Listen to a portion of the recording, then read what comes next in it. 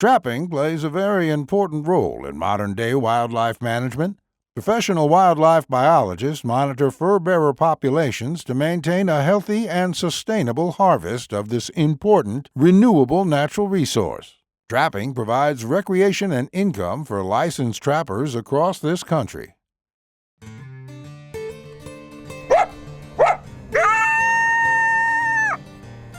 Hoosier Trapper Outdoors is brought to you by Hoosier Trapper Supply. J3 Outdoors, manufacturer of the Hags Bracket and Body Trap Spring Clip. Leatherwood Creek Trapping Scents. Weeby Knives and Fur Handling Tools. HTS Productions. Hoosier Trapper Deer Scents. And Leatherwood Wildlife Art. Welcome to episode 11, Hoosier Trapper Outdoors, season 6. On this episode, we're going to be up in South Dakota running snares with Mark Steck up there in some cold country. We got there right after a blizzard. In fact, Justin and I were just kind of reviewing the footage from the being up there and for this first episode of the South Dakota snare line. And I tell you what, it was awesome. And it's something that we don't experience at all in the trapping that we do. The country was beautiful. Mark was a lot of fun to be with. And I really think you'll enjoy it. And it's something that we don't snare because we're on public land. And so this is something that we can show you that we don't do at all. So I hope all of you can learn something from what Mark does in his snaring. He's definitely a snareman extraordinaire. He's certainly understated in his abilities and his catch. So anyways, I think you'll enjoy the show. I want to thank everybody for I want to thank and welcome all the new subscribers. I want to thank all of you for the views, and we appreciate the comments that you leave on the show.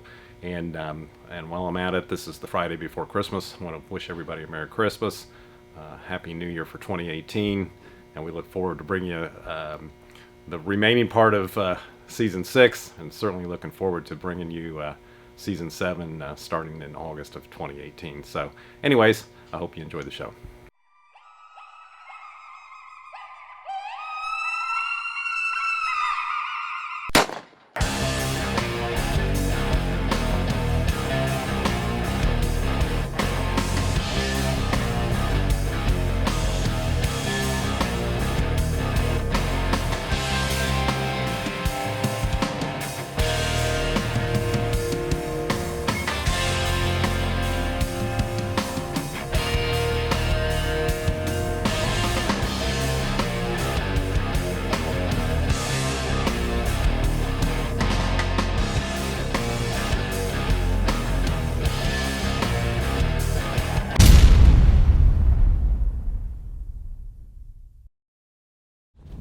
All right, hey, our buddy Mark here invited us up, Mark Steck, Dakota Line, invited us up here to South Dakota to run with him for a few days, snaring.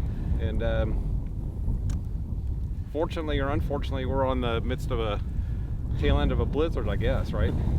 Yeah, high winds and it blew and drifted snow, and so that always makes snaring challenging. I mean, you move snares from the high areas to the low areas where it didn't drift, and the coyotes changed too. Yeah, so it's exciting being here. It's beautiful country. Just being from Indiana and seeing this kind of country is very, very cool. So I never get tired of being out here. I mean, you can get pretty remote out here, but the good thing is you get on a hill and you got cell phone coverage. So. Right. We're Mark's got a number of snares out, so we're traveling around, locating, taking a look at those, and maybe set some more later today. Yeah, this snow, it causes me problems, but it presents opportunities. And as you transition from really minimal snow, you run fewer sets, but the ones you run are better because you set on sign. And so it's not a bad transition. And I've been questioning how many coyotes are out here. My catch is way down, and the weather's been weird, and the ranchers have been kind of weird with where they put their cows. So this snow is going to tell us a lot. Right now we're on about 10 hours of snow that hasn't blown, and we're seeing a few tracks. So yeah, it's clearly what we're seeing is very fresh. So yeah. Yeah. All right. Well, let's see how the rest of the day plays out.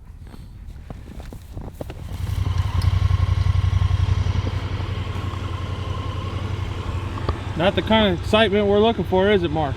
Not really, no. I'd rather get stuck going downhill than uphill. And this was a little operator error here.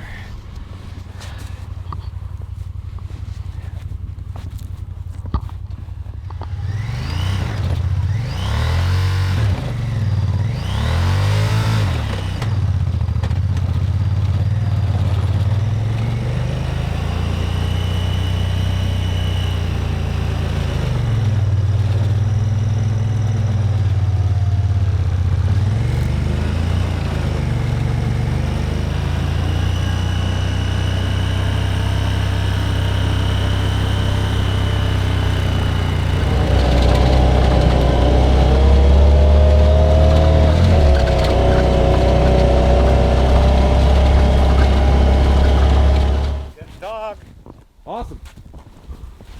We got a dog, Justin. I'm right here. We got, oh. Did you get that? Yeah, I did. Here, let's see what the situation is here. Coming down on this draw. And then the last thing he did, though, he must have been fighting down there. And the last thing he did is got wrapped here and hung himself. He's solid, frozen solid. You want to snare to replace this one with? Well, I think I'm just going to wait until things settle a bit and we get some tracks coming in, and then I can set it right on sign. So. Okay, all right. I'll go get you one. We're just in that transition right now. If it was hanging here, it'd be good. I wouldn't move it, but I might end up moving it when the tracks start showing up now that we have snow.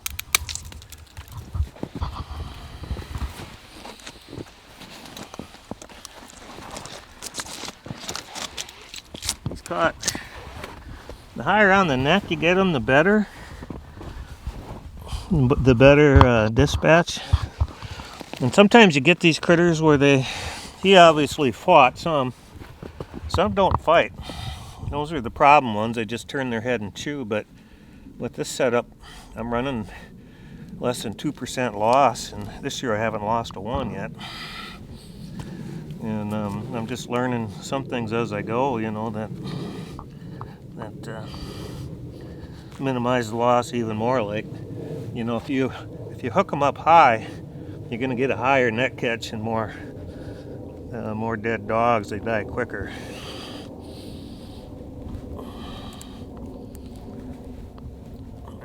Oops, let's see. Yeah, I always save the components. The beauty of snaring. Cable shot, but components are good though. Most cases. You're using one of the little mini torque. Is that what you're calling that? Yeah, that's a mini torque. And you know, the first time I saw it, I think it was Marty Seneker that built the originals. It maybe was his idea, maybe not. But we made them real small just because there's so much apparatus there hanging. The death blow cam lock, that's very small too. And so we just took some ideas and ran with them, made things smaller mainly. One thing on those, not legal in Indiana at all, not even close. You've definitely got to check your state laws. Yeah, they shouldn't be used anywhere where there's a hunter, because you could see there, I had a little trouble without the cutter. It would be a challenge getting that off. Right. And it's no different than a 220, you know. You might watch a dog expire in front of you if you don't know what you're doing. So. Right. That's just part of the responsibility of trapping and being responsible where you set them, and obviously obeying laws. On more than one occasion, I've turned people down on buying these at conventions, and I could tell they didn't know how to snare. And, right. And I just don't want to deal with that. So, got a couple burrs in there, but he's okay. Yeah. All right. I just kind of got into it the last year, female, with those teeth. They're evened off. Yeah. She's probably a good couple years old. I don't think she had a litter last year, though. I don't know. There's those stair steps, and those are worn down to nothing. Yeah. So good 2 years, and some of the pros tell me after they get down that far, then you can't tell. It's just You'd have to actually extract the tooth and send it to a lab, and then they could cut it or whatever they Yeah. do. Mm-hmm. All right. I've been a professional trapper for over 40 years, and in that time, I've skinned literally thousands of animals. I've learned that it doesn't matter how cool a knife looks on your hip. What really matters is sharpness and reliability. And that's why I created the Weeby Wicked Sharp line of replacement blade knives. These are knives that will quickly skin your critters without skinning your wallet. Visit WeebyKnives.com to get the new Monarch folding knife with 3 replacement blades for just $19.95. Weeby Knives, Wicked Sharp. This one's gonna kill a coyote. Unless he's in a snare already up ahead. I would think, Charlie or Justin, you could, I don't know, if you had a bobcat coming through, maybe hang some flagging in here or something. And You probably could.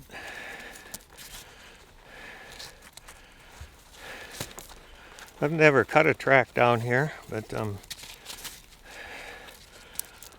I've never really been out here during the breeding season.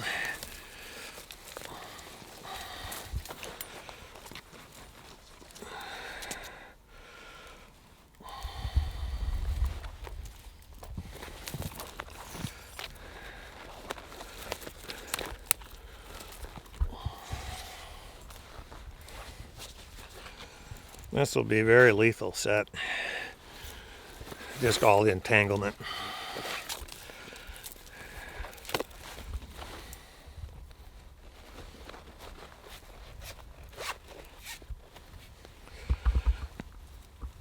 And that's a tanned snare. I'm just The Dakota Line brown tan. Yep. Mm-hmm. We call these, the snares themselves, we call them pail riders. Got a little something going on here. You always want to make sure right at the top is, if it's going to bind, that's where you're going to have the problem. There's a little bind there. These snares, they made them special for me, and I don't like them. I think they dyed them twice, and you don't want to do that. And so I'm just going to put a little Vaseline up here at the top. It's at the top where, when they're pulling down, the lock kind of twists some and causes it to bind, and then once it releases, then it really goes. We'll give that a little Vaseline or petroleum jelly or whatever. Yeah, just get that rubbed in there, and yeah, that helps. You can do that to your lock too. If you're worried about getting freezing rain, these cam locks lock up. I don't do it. Normally I'll just come and bust them loose, but that snare's ready to kill a coyote. We'll just hang it like that. Here we have plenty of blocking, and he should hit it. That's gosh, 12 inches high maybe. He's gonna hit it with his neck, and somewhere we're gonna have a coyote here sometime. And since we're in the snow, I made all these tracks. These tracks, as time goes on, they're less important. But I'm just gonna walk through the thicket, and it'll make them less significant that way.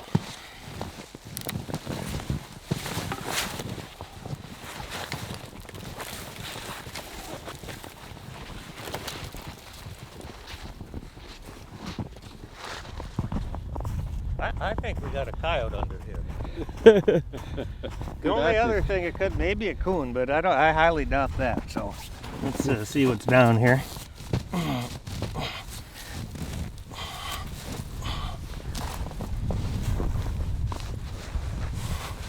It's a canine. Yeah, there it is. we got a dead dog.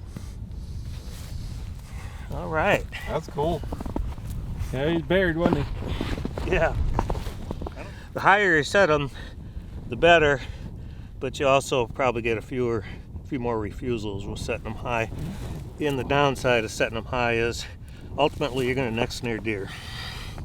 So I don't go as high as I'd like to, typically.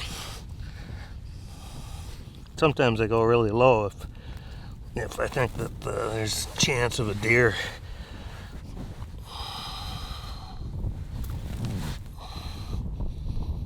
Okay. That torsion spring is nice, and it's torqued all the way down. It's shut, so that nut's gonna fly off. I always put my head out of the way. Oh, there, it hit me in the knee.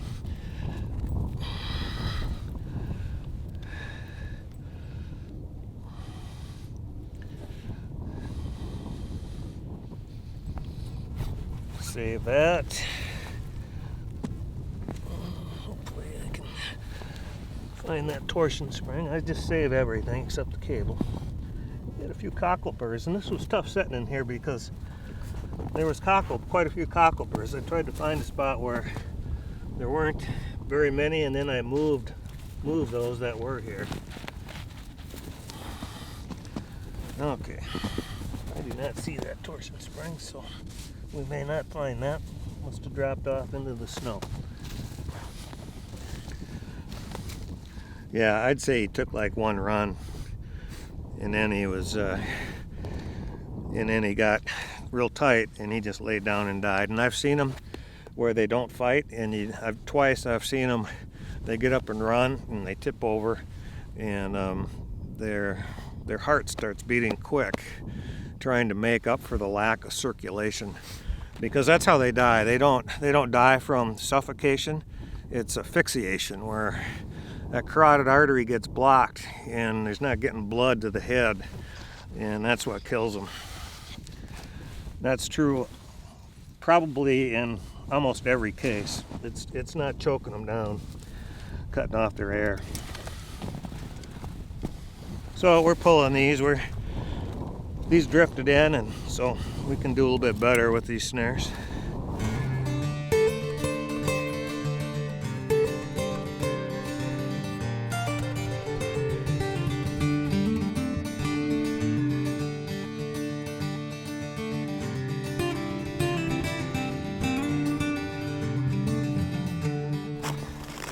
Got a coyote. Awesome. Yeah, and he tangled good. And his head is off the ground. They're just always dead. He's darker for this part of the country. That's more of an Indiana color right there. Add a little more rust, a little more black, We'll a little less fur. Send him home with Charlie and Indiana. Justin.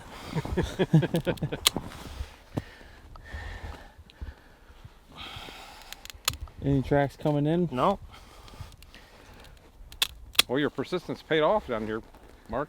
Yeah, You look, said they're it such looked good. good trails, but I had a few knockdowns from deer. And I'm going to reset it because he didn't disturb the trail at all.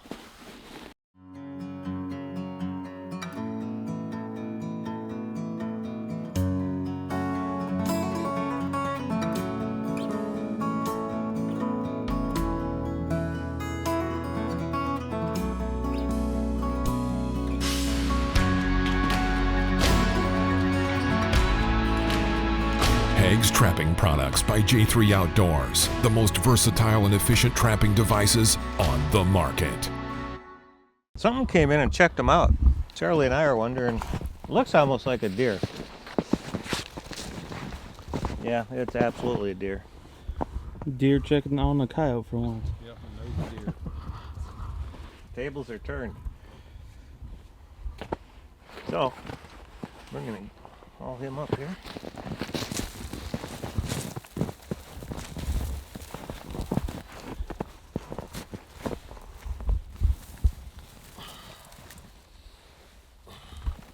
He actually probably died pretty quick. Looks like he maybe wound up taking a run.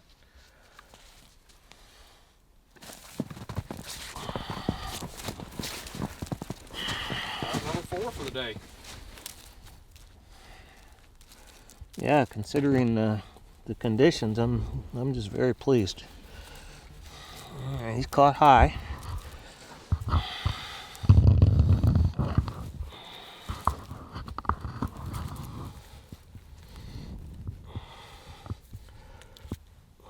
And we've even seen 2 coyotes today. We've seen some tracks. They're all fresh, but we've seen 2 coyotes.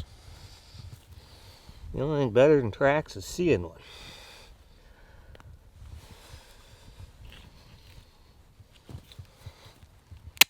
There went the nut. That just tells you how squeezed down that torsion spring was.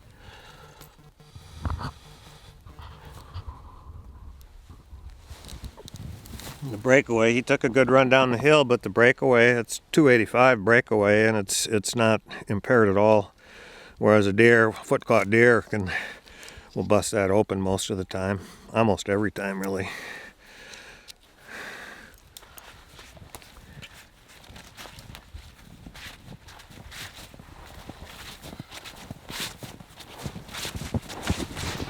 I can't see what's there, but there's something down there. And I bet it's a coyote, because the set was over here. We got our extension cable up around this tree, and so whatever was on the end of that cable wrapped around this little oak, went through the fence, is now underneath the snow down there. This cable here? Yeah. So they had probably 20 feet cable to work with. Yeah, it went back down and under, huh? Did he go under? Okay, it's got to be a coyote. Can you get down there and yank on that cable?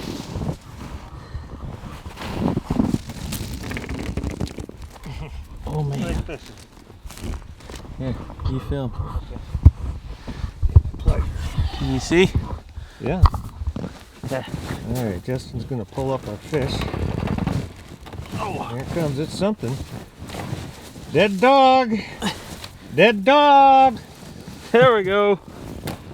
Man, he was under there, wasn't he? Yeah, he was. Good deal. All right.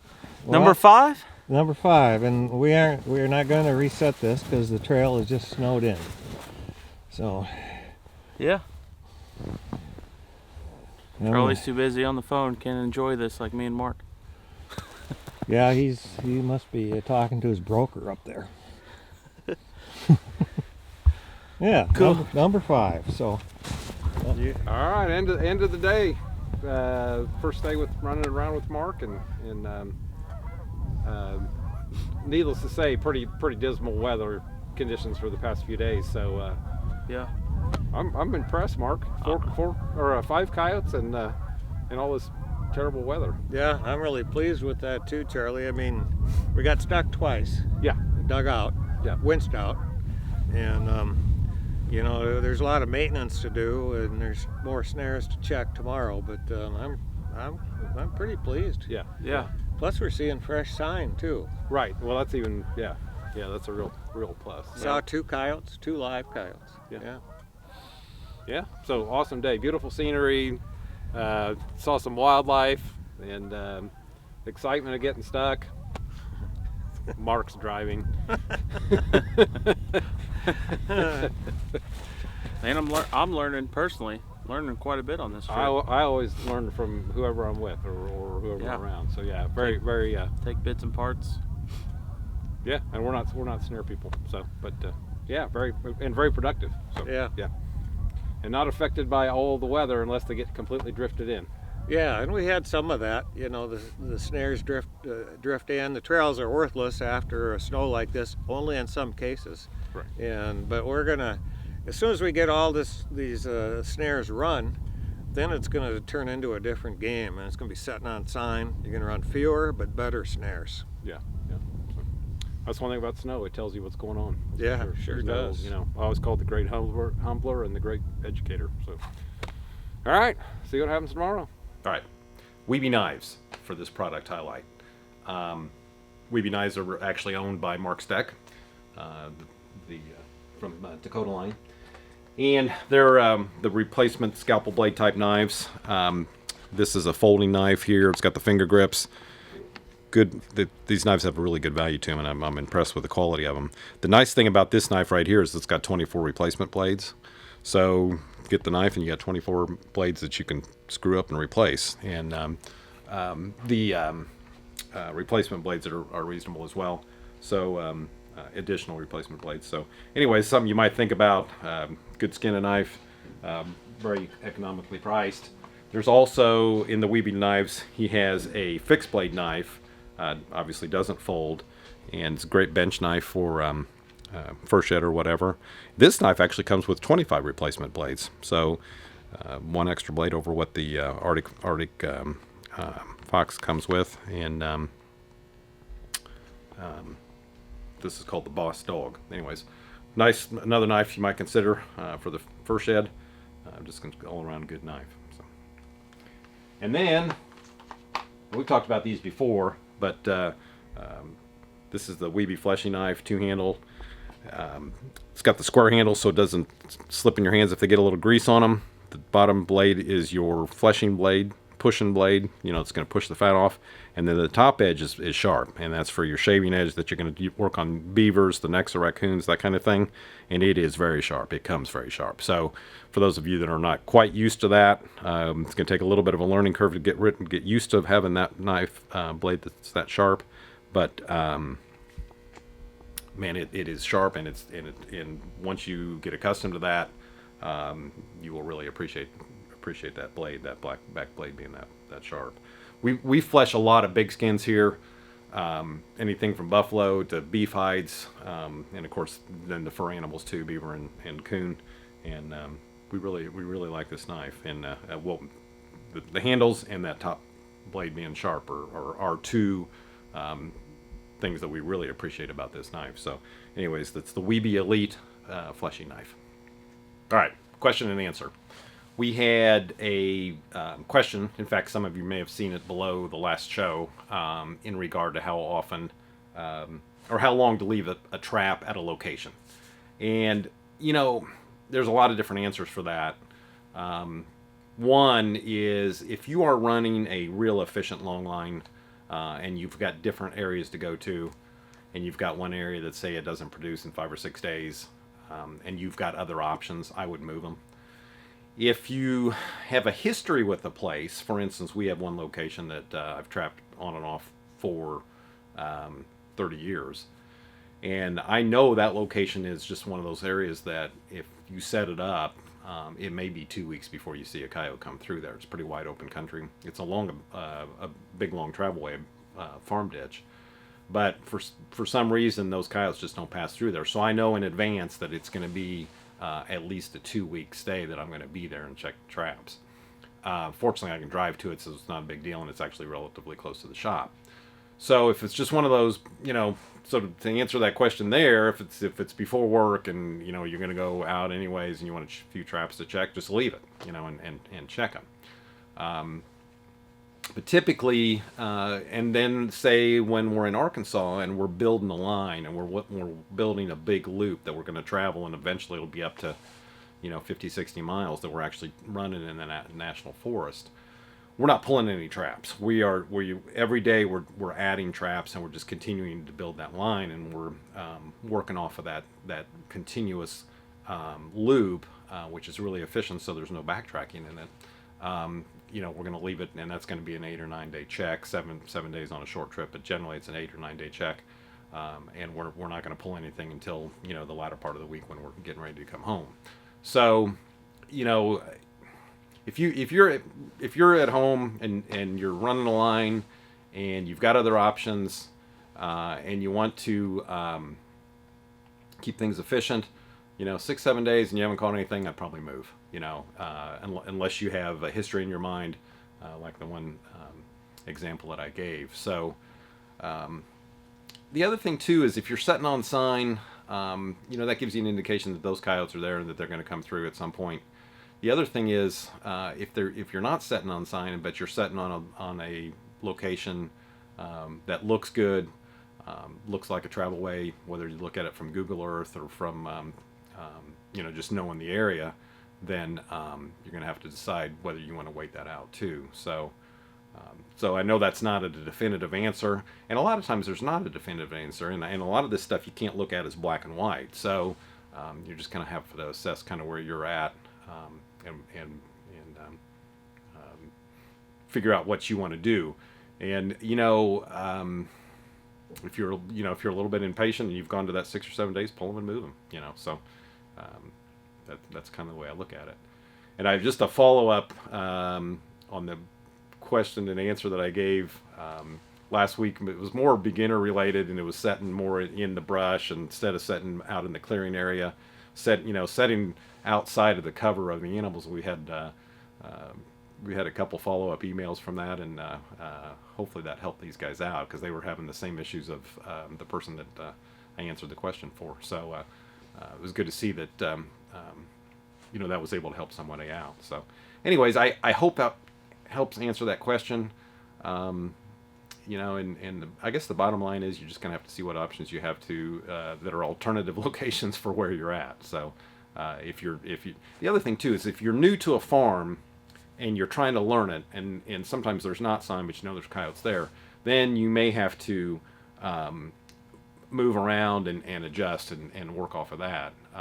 And that's the thing that all of us will fight, particularly when we go to a new area. And quite frankly, I really appreciate that challenge. I really enjoy that. So, that's the other thing. So essentially, you're setting for the same coyotes, but you need to find more where they're traveling or coming through. So, anyways, I hope that helps. Okay, for the first time ever, we have sweatshirts, crew neck and the hooded.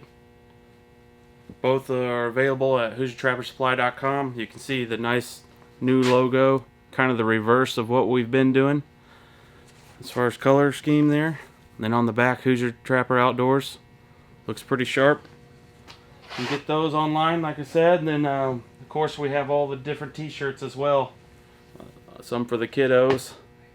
Hoosier Trapper Outdoors, I Am the Coyote Predator. We have that in adult sizes as well. And whole different color pattern scheme here is the teal. And with the nice little logo up top, just below the neck.